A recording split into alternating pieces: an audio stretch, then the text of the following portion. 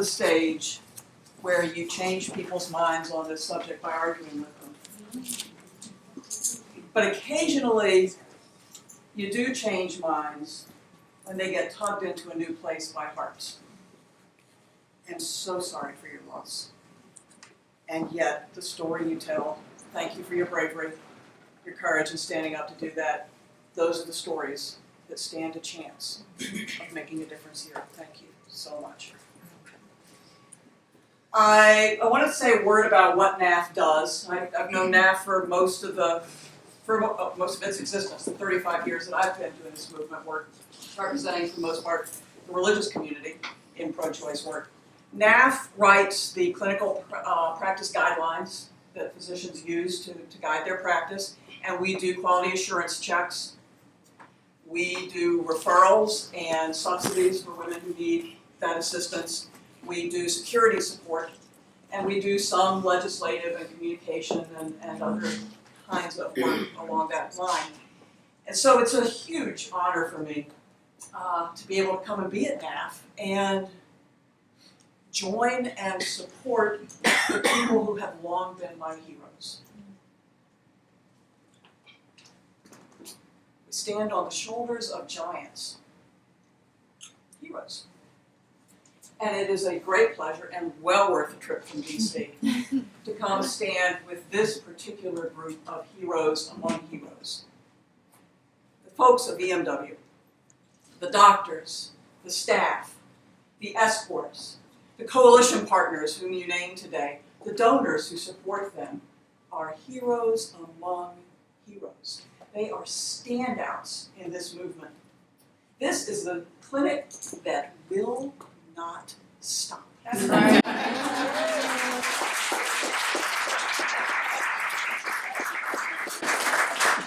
You've been NAFF members in good standing since 1986. And have, during that time, like so many of our members, listed wave after wave of ridiculous legislation and regulation, as well as harassment and violence, and would not stop.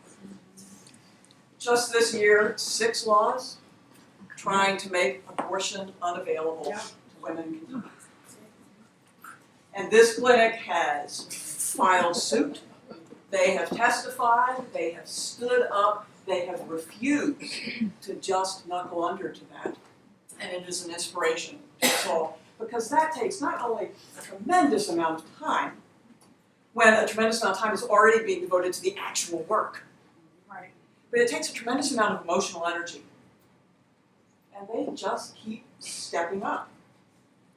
They don't back down from bullies in the State House or bullies in front of the clinic. They've worked with the Department of Justice to hold those who are violating the FACE Act accountable. They have, they stand up. Dr. Franklin, protesters put out flyers with your name, calling you a murderer in your neighborhood. And you did not go into hiding. You kept doing the work.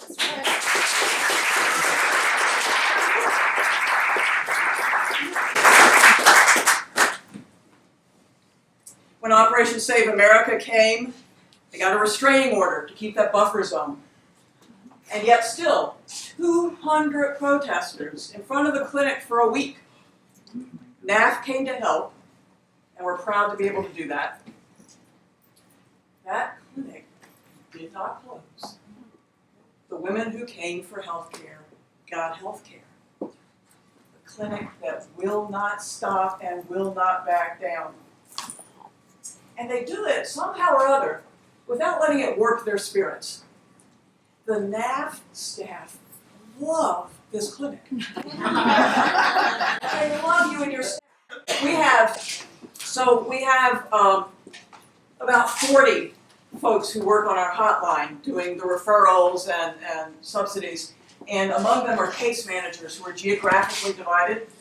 So you get in through the hotline operator, and then if there are any questions, there are case managers who know every clinic in their region and what they can do and how long it takes, and they just know all those details. So the case manager, Ann Northup, who handles this clinic, shifted geographical regions recently. She now doesn't handle this region anymore. She handles the Mid-Atlantic states, except for this clinic. She refused to let it go.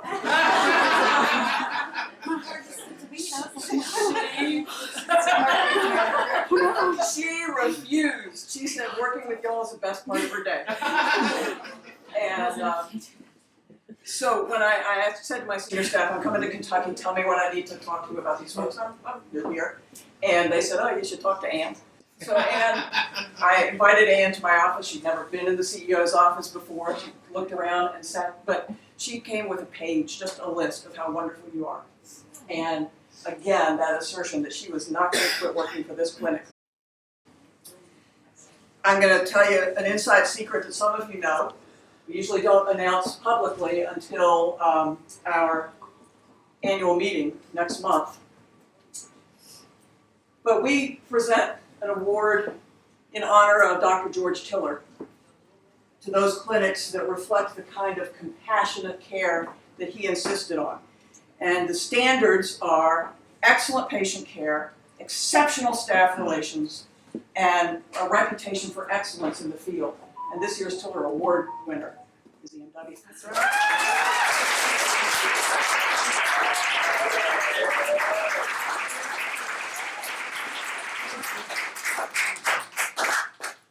And as if all of that weren't enough, doing the legislative work, standing up to the harassers, and providing extraordinary and compassionate care to those who need it. These guys are also training the next generation of physicians. Yes. Right. We have a terrible time finding enough physicians to provide abortion care across this country. You guys have an embarrassment of riches. But furthermore, I mean, we have providers in their 80s who can't retire because there's no one to take over their practice, and there would be no care in their region if they left. You guys take the time to prepare the next generation of providers. Thank you. Mm-hmm. Thank you. So, you guys are wonderful.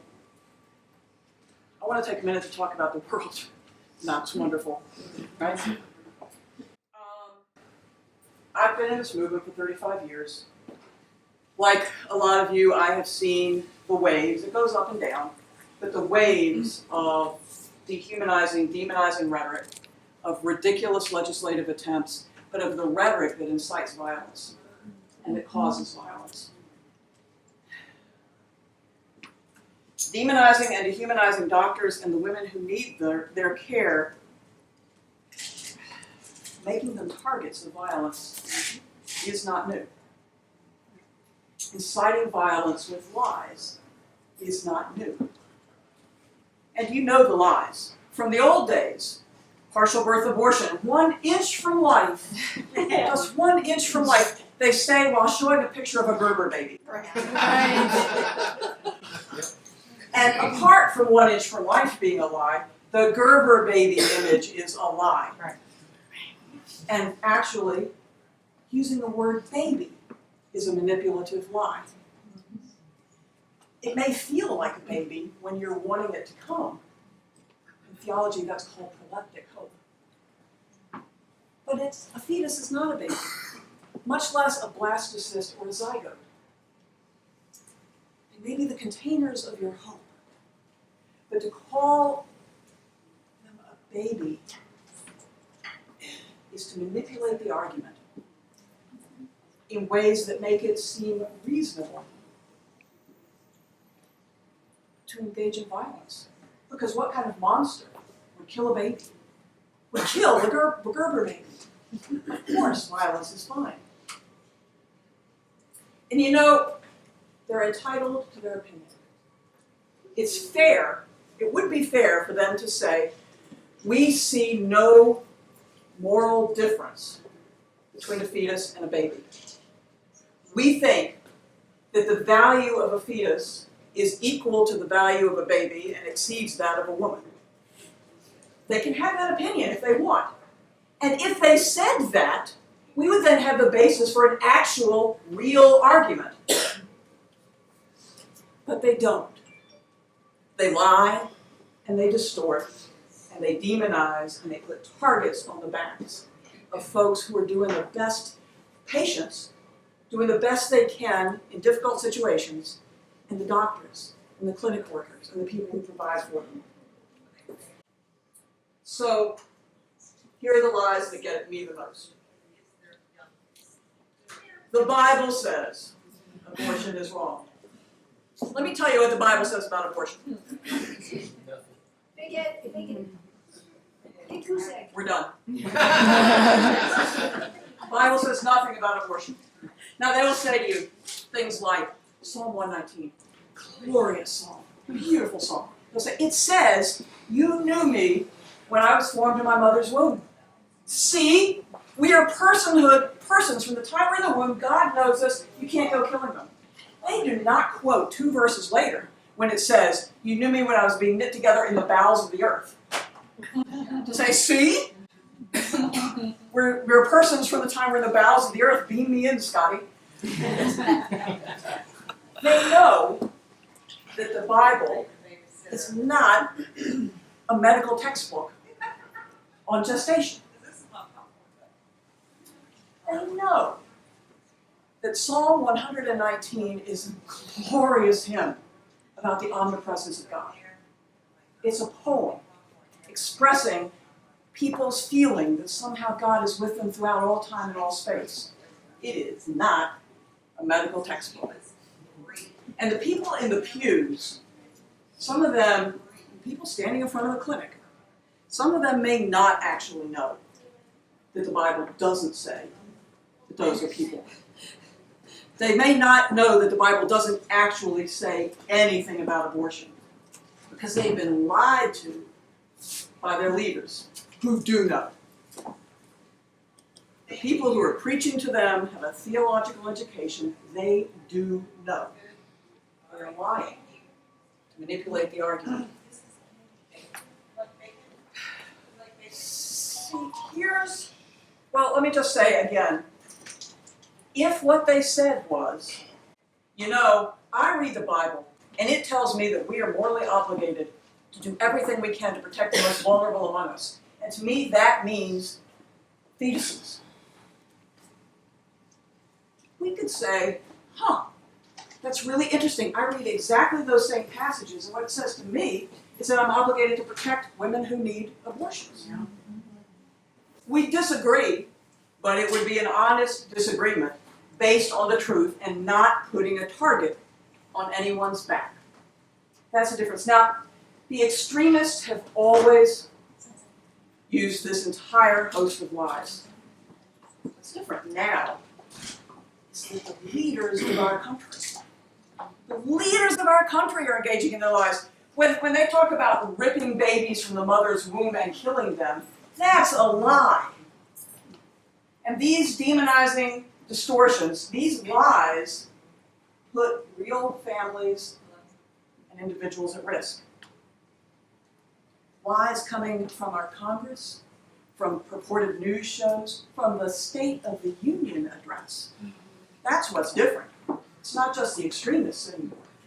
It's coming from places of power, and they're putting people at risk.